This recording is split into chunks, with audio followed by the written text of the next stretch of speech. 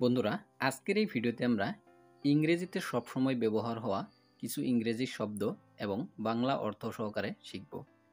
এই ভিডিওটি শেষ পর্যন্ত দেখলে নিশ্চয়ই উপকৃত হবেন। দেরি না করে চলুন ভিডিওটা আরম্ভ করি। স্কুইজ। স্কুইজ মানে হলো চাপ দেওয়া বা চিপে ধরা।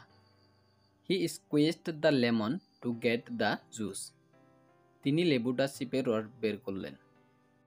প্রেস। প্রেস মানে হলো চাপ দেওয়া। She pressed the button to start the machine. তিনি মেশিনটি চালু করার জন্য বোতামটি চাপলেন। ক্রাশ। ক্রাশ মানে হলো পিষে ফেলা বা ভেঙে গুঁড়িয়ে ফেলা। Crush the stone with a hammer. একটি হাতুড় দিয়ে পাথর চূর্ণ করুন। রিং। রিং মানে হলো পেঁচানো বা নিংড়ানো। Wet a clean cloth and wring out as much water as possible. একটি পরিষ্কার কাপড় ভিজিয়ে যতটা সম্ভব জল বের করে দিন। ব্রেক। ব্রেক মানে হলো ভাঙা। Be careful not to break the glass. গ্লাসটি ভেঙে ফেলবেন না, সতর্ক থাকুন। ক্র্যাক। ক্র্যাক মানে হলো ফাটল ধরা। The earthquake caused the wall to crack.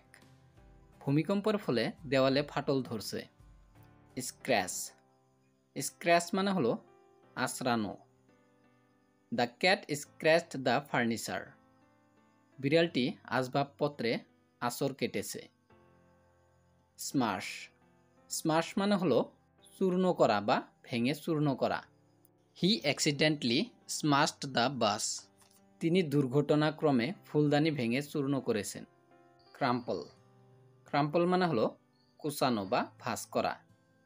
She crumpled the paper and threw it away. তিনি কাগজটি কুঁচকে ফেলে দিলেন। বন্ধুরা, যদি ভিডিওটি ভালো লেগেছে লাইক করবেন, শেয়ার করবেন।